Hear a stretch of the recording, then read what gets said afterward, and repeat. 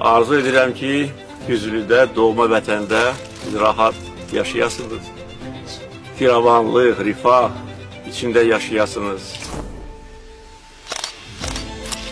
Şadam ki, gənc nəsildə, Düzlülərin gənc nəsli də öz doğma torpağına gəlməyə qərar verdi.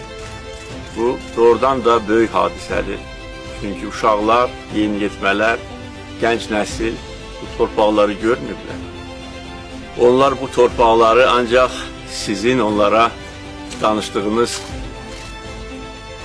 məqamlardan elə bil ki, ürəklərində saxlamışdır. Və bu xalqımızın böyüklüyünü göstərir. O göstərir ki, biz öz doğma diyarımıza bağlı olan xalqıq.